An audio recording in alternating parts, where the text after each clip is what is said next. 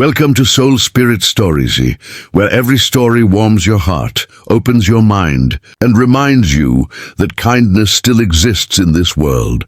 If you love emotional, life-changing stories, make sure to like this video, subscribe to our channel, and turn on the notification bell, because today's story will truly touch your soul. This is the story of how a CEO mocked a single dad's low-paying job on their blind date. And what happened next will leave you speechless. Ethan was a man in his early 30s. He had kind eyes, a gentle smile, and hands rough from years of hard work. He wasn't rich, and he didn't live in a fancy apartment. But he had something far more valuable, a heart full of love for his 6-year-old daughter, Lily. Ethan had been raising Lily alone ever since his wife passed away 3 years ago. He worked as a waiter in a small cafe downtown. The job didn't pay much, but it helped him keep food on the table, pay the rent, and give Lily the little joys she deserved. Every morning, before the sun even rose, Ethan would make pancakes for Lily, shaped like hearts and stars. He would braid her hair, pack her lunch, and walk her to school before heading to the cafe. Life wasn't easy, but he faced every challenge with a quiet strength that only love can give.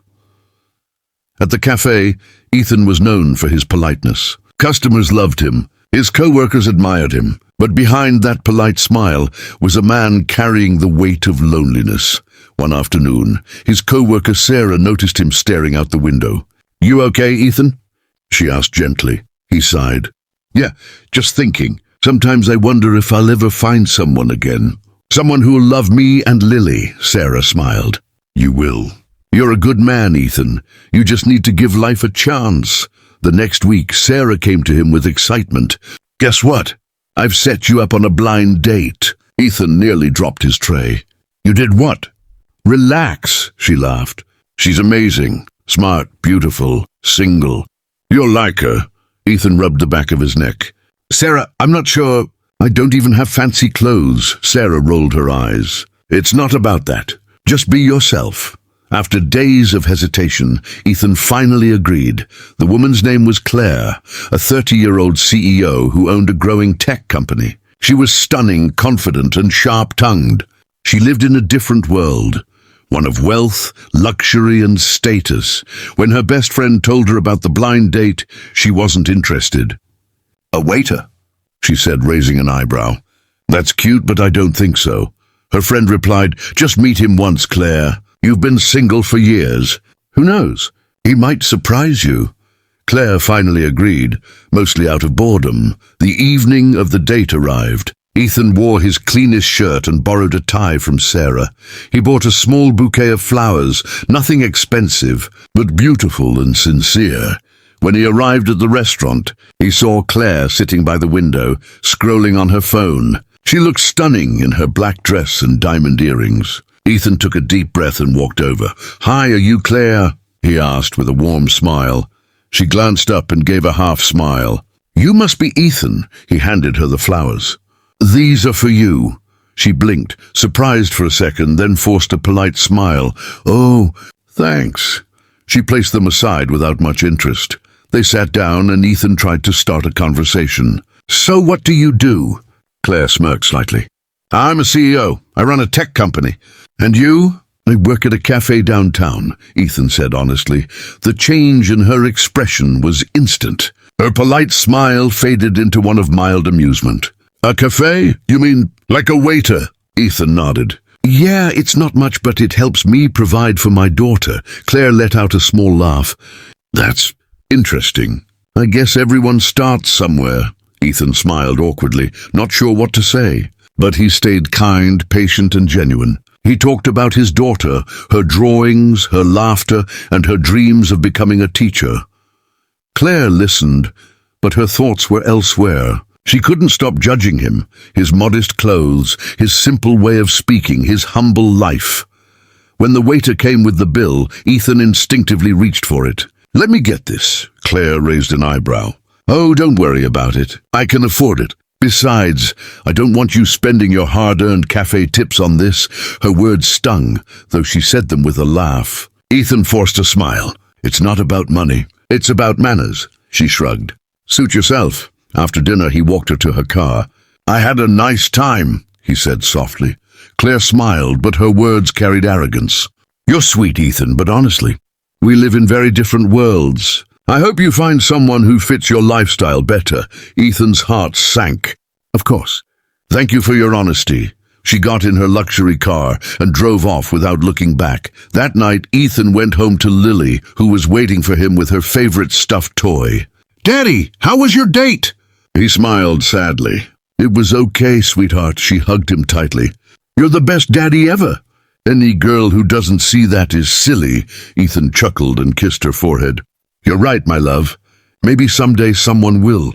Days turned into weeks. Ethan focused on his work and Lily. Meanwhile, Claire went back to her busy life. Board meetings, business trips, and endless phone calls. But something strange happened. She couldn't stop thinking about Ethan, the way he spoke about his daughter, the sincerity in his eyes, the calmness in his voice. For the first time in years, someone had treated her with pure respect, not because of her title, but because of who she was.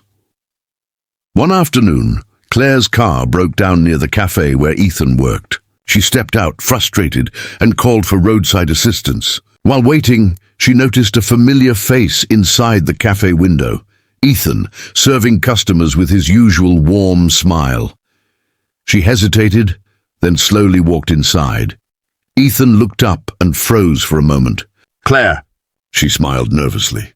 Aye, small world, huh? Ethan nodded politely. Would you like a seat? She sat down, suddenly feeling awkward. I'll have whatever you recommend.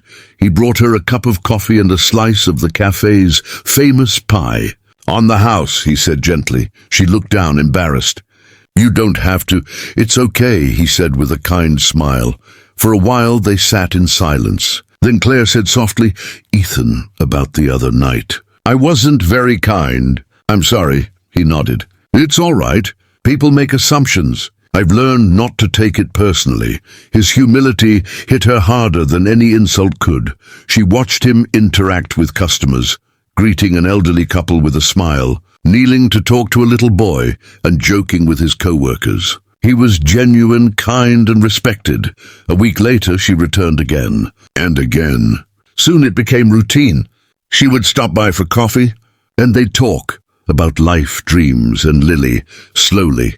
Claire began to see the world through Ethan's eyes, a world where love mattered more than wealth, and where small acts of kindness carried more value than expensive gifts. One evening, she found Ethan sitting outside the cafe, sketching something. She peeked over his shoulder and saw a drawing of Lily holding hands with a woman, a faceless woman. Who's that? She asked softly. Ethan smiled faintly. That's someone Lily says she dreams about. She says the lady makes her pancakes in her dreams. Claire's heart softened. Over time, their friendship deepened. Claire even met Lily, a bright, funny little girl who instantly adored her. They'd bake cookies together, paint pictures, and laugh until their stomachs hurt. One rainy evening, after walking Lily home, Claire turned to Ethan. You know, I used to think money was everything. But now, I realize I was missing the most important thing. Ethan looked at her, curious. What's that? Love, she said quietly. Real love, the kind you give without expecting anything back. Tears welled up in Ethan's eyes. Claire! Before he could speak, she took his hand. I was wrong about you, Ethan. I judged you for what you do instead of who you are. I'm so sorry. He squeezed her hand gently. We all make mistakes. What matters is that we learn from them. From that moment, their relationship changed. They didn't rush things, but love grew naturally between them, strong, steady, and real. Months later, Claire left her luxurious penthouse and moved into a modest home closer to Ethan and Lily. Her friends called her crazy, but for the first time in her life she was truly happy. She still ran her company, but her priorities had shifted. She spent weekends helping at the cafe, reading bedtime stories to Lily, and sharing quiet dinners with Ethan. One day, Ethan planned a surprise. He took Claire and Lily to the same park where he used to play with his daughter. There, under a tree filled with golden leaves, He knelt down and opened a small velvet box.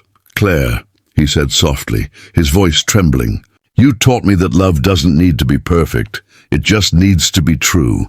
Will you marry me?" Tears streamed down her face as she whispered, "Yes, 1,000 times yes." Lily jumped with joy.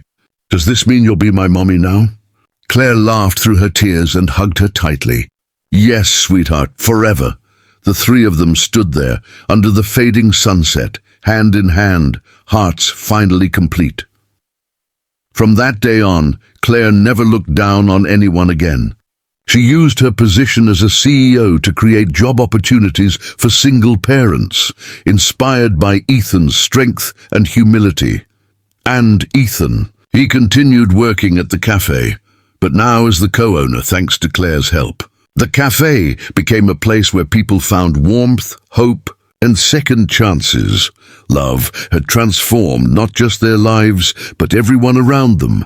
And in the end, the woman who once mocked a single dad's low-paying job discovered that